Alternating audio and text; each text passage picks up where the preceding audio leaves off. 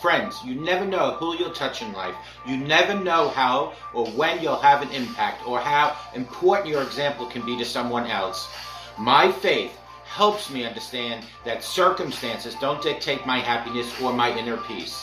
The chances you take, the people you meet, the people you love, the faith that you have, that's what's going to define you. You have to be who you are in this world, no matter what. At the end of the day, my friends, it's not about what you have or even what you've accomplished. It's about what you've done with those accomplishments.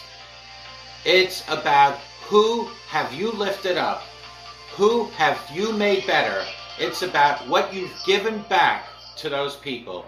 I think personally a role model is a mentor, someone who you see on a daily basis and you learn from them. My faith taught me how to forgive. Faith taught me when people present themselves in a certain way, there's probably some backstory or issue or reason for the way that they are acting.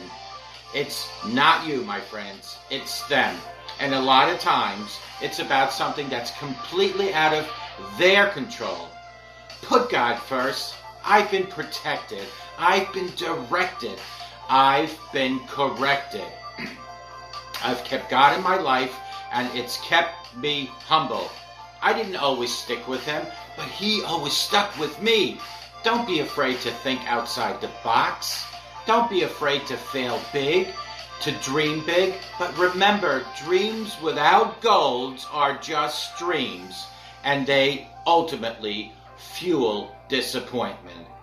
And understand, to achieve these goals, you must apply discipline and consistency. You'll never see a U-Haul behind a hearse. It's not how much you have in life. It's about what you do with what you have. That's where the success is in helping others. Say thank you in advance for what's already yours. That's how I live my life. True desire in the heart for anything good is God's proof to you, sent beforehand to indicate that it's yours already. My advice is this, and it's simple. Don't just aspire to make a living. Friends, aspire to make a difference. And may God bless each and every one of you, and take good care. Bye-bye now. Good morning, good morning, good morning. My name is Ralf Friedrichs. I am an author, an addiction recovery coach, a life coach, and the host of this show, the Take Your Life Back Today radio show. You can see a video version of this if you go to YouTube under Take Your Life Back Today show. Just hit the show for today.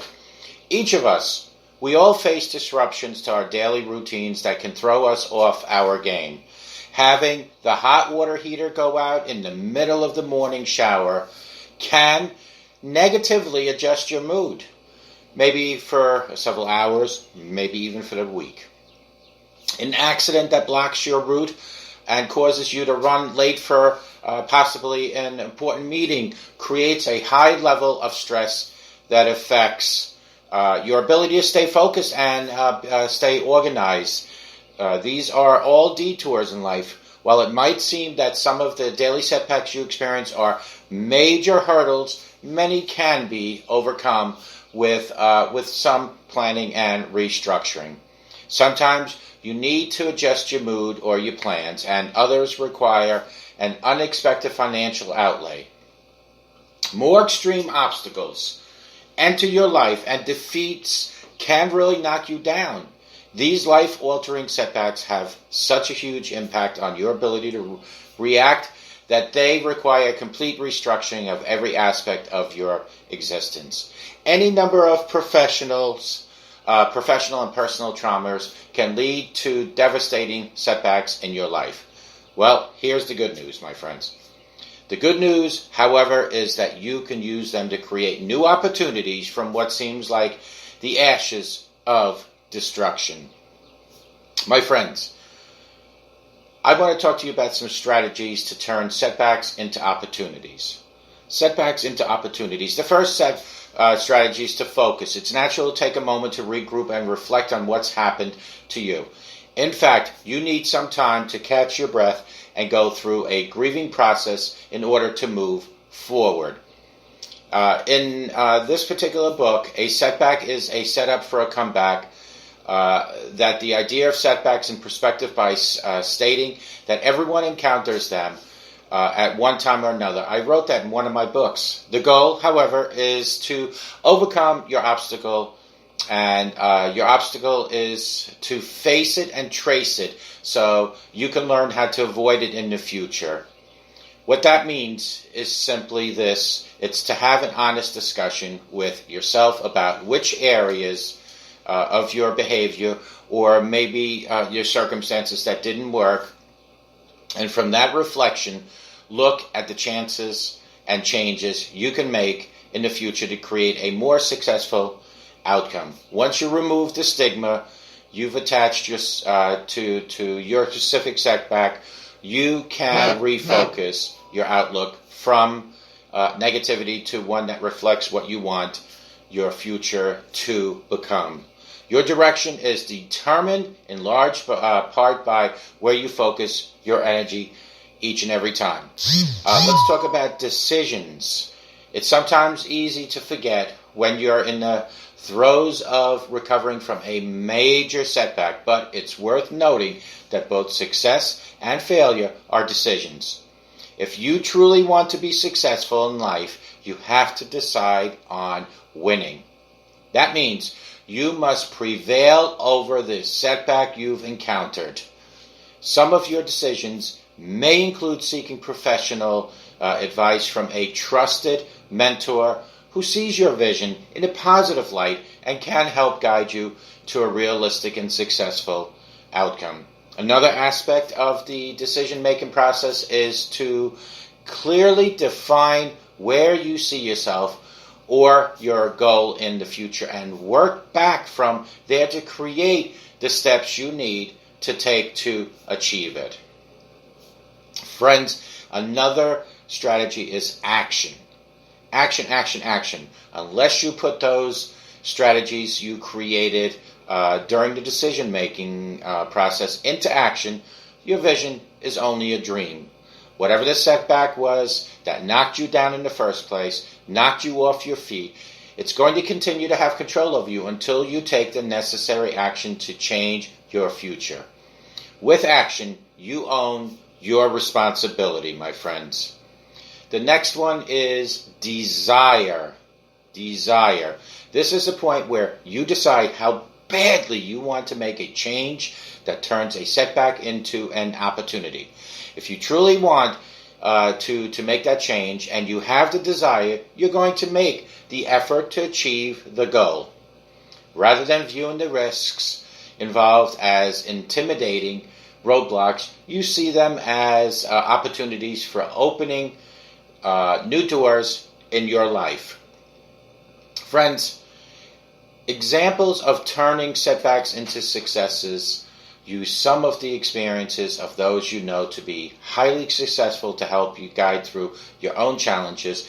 Each one of them faced major adversities in their life, but overcame them because they did. How about J.K. Rowling? Rowling endured a series of misfortunes in short succession, which included the loss of her mother.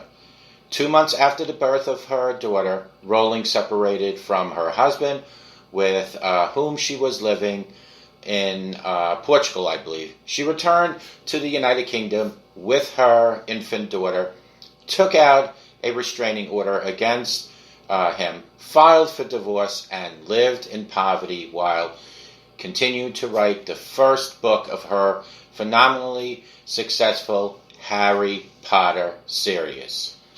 That was a setback that she turned into success. What about Michael Jordan, my friends? Despite Jordan's status as one of the all-time greatest basketball players, he certainly had to be put his share of failures into proper perspective. He summarizes the reason he's become so successful in the following quote: "I've missed more than 9,000 shots in my career. I've lost almost 300 games 26 times. I've been trusted to take the game-winning shot and missed.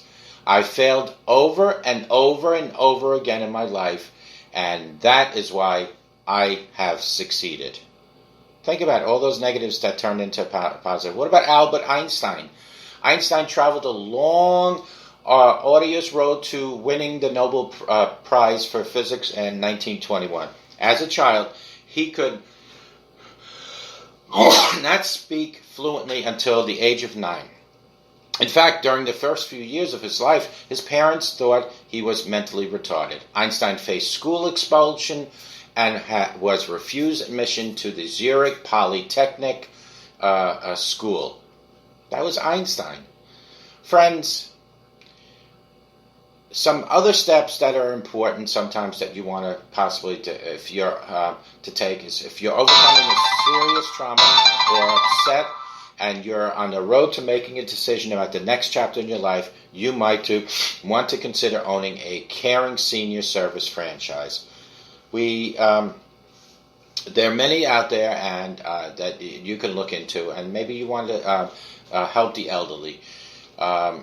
These are opportunities where you can learn to succeed by being there for other people, by helping other people, by lifting people up instead of the majority of society bring people down. Start today doing that, and I promise you that God will continue to bless you. Reach out to God, pray heavy, pray hard, and pray always. And remember, God truly loves you. He is looking for you to bring others up, to take them to horizons that they've never been before. To show them that truly we as humans love each other enough to continue helping each other. Call me at 844-405-HELP. Together we can help each other take our lives back. Be good to yourselves. Always be good to each other. Remember, a simple smile to a stranger will help that stranger for the rest of their life and even change their life and possibly yours. God loves you. May God bless each and every one of you. We will talk to you guys tomorrow. And remember, always pray each and every day and keep up your faith, because faith is very important and God is the most important thing in your life. Pray to Him for guidance and direction, and we'll talk to you guys tomorrow. Take good care. Talk to you later. Bye-bye.